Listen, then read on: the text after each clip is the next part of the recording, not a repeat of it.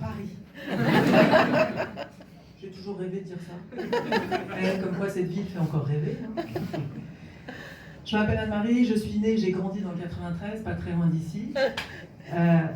Oui, je dis 93, parce que quand j'étais petite, moi, on disait pas 9-3. Je sais pas pourquoi, peut-être qu'à l'époque, on savait compter jusqu'à 100. En tout cas, ça fait 25 ans que j'ai quitté la région parisienne. Et alors là, je suis super contente d'être là ce soir. Voilà, je suis revenue. Hein, vous êtes super contents aussi. Et j'ai dit ce soir, mais c'est pas ce soir, c'est cet après-midi, il faut que je m'habitue. C'est pas très courant un plateau d'humoriste un dimanche après-midi. On s'attendrait plutôt à un plateau avec du thé et des petits gâteaux. Mais bon, ça change, c'est bien aussi. Hein.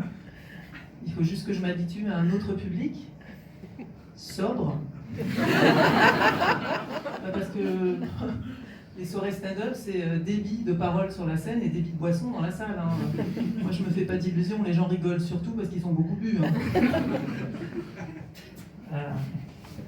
Enfin voilà, ça va changer. Donc, normalement, la règle du stand-up, si vous savez, c'est un rire toutes les 20 secondes. Vous étiez au courant de ça? Bon. Moi, je vais viser là, ce soir, cet après-midi, un sourire toutes les minutes. Comme les Parisiens sont réputés pour sourire facilement, je prends pas de risque. Hein, et puis comme ça va être un nouveau style. Je serai le wigolant des humoristes. Bonsoir, ça va? Bonsoir. On vous a demandé très souvent comment vous alliez quand même ce soir. Oui. Ça doit vous saouler au bout d'un moment. Mais est-ce que vous savez d'où ça vient cette question? Non. Comment allez-vous? On va nulle part. Enfin si, on va aux toilettes. La question c'est est-ce que vous allez à la selle ou pas? Sous-entendu, est-ce que vous êtes en bonne santé ou pas? Vous pourrez aller vérifier, mais faites-moi confiance. Je suis une constipée chronique, donc je sais la valeur de cette question. Je sais ce que ça fait quand ça va pas. Mais là, ça y est, je me reconvertis dans l'humour. Surtout parce qu'il me semble que de nos jours, il vaut mieux être humoriste que prof. Il y a moins de risques de se faire assassiner. Au pire, on se prend une grosse baffe par Will Smith. Mais bon, bizarrement, on ne m'a pas encore appelé pour présenter les Oscars. Donc, en attendant qu'on m'appelle, j'en suis à cette époque où j'annonce autour de moi que je fais du stand-up.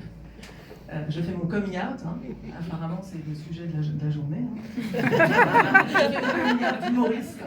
Alors la plupart de mes amis sont super cool, ils m'aiment comme je suis, ils me disent « Ah bah si t'es heureuse comme ça, nous on t'encourage quelle que soit ton orientation professionnelle. » Mais il y en a qui sont hyper inquiets, qui disent « Putain c'est une transition radicale !»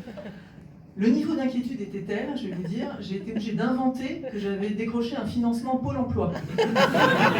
C'était un projet très sérieux. Ça commence bien une carrière d'humoriste qu'on défend en disant « C'est très sérieux !» Au moins, je n'ai pas le stress de devoir faire mon coming out à mes parents.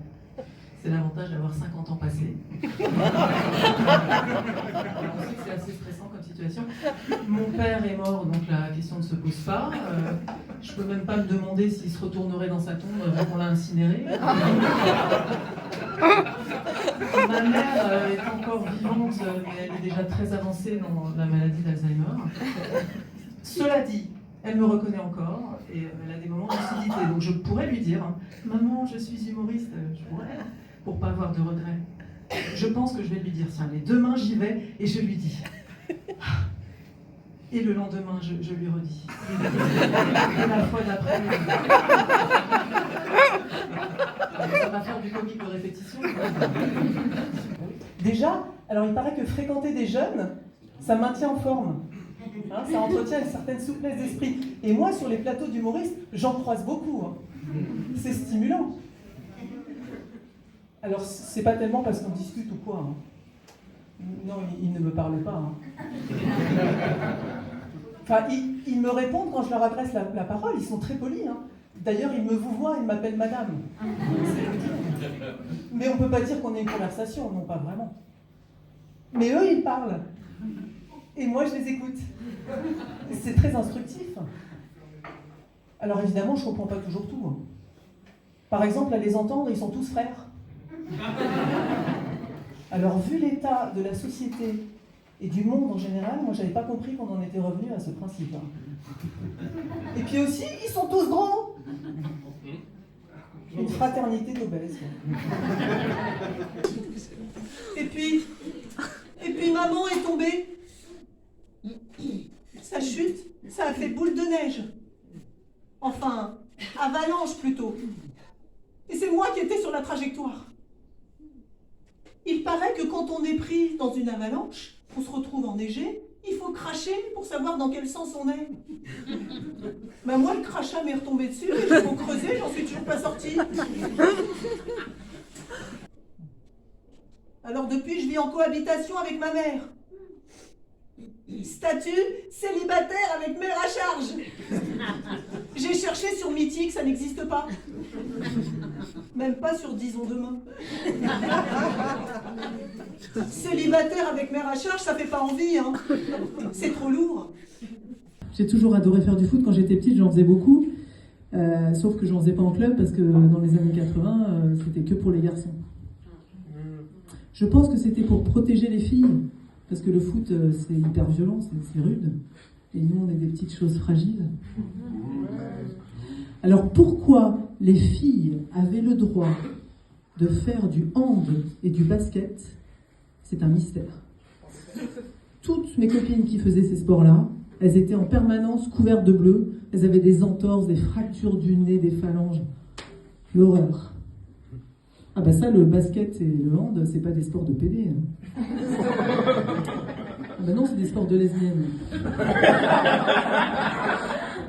Ah bah je le sais d'autant mieux que moi, quand j'étais jeune, j'ai fait volley. Et malheureusement pour moi, il n'y en avait pas des lesbiennes dans ces sports-là. Et toi, est-ce que tu me regardes? Je suis une humoriste, sans followers, c'est triste. Suis-moi, dans la rue je suis sur mes gardes. Et sur Facebook ou Insta, je t'ouvre tout grand mes bras. Regarde, suis-moi sur Instagram. Suis-moi sur Insta. Regarde, suis-moi sur Insta.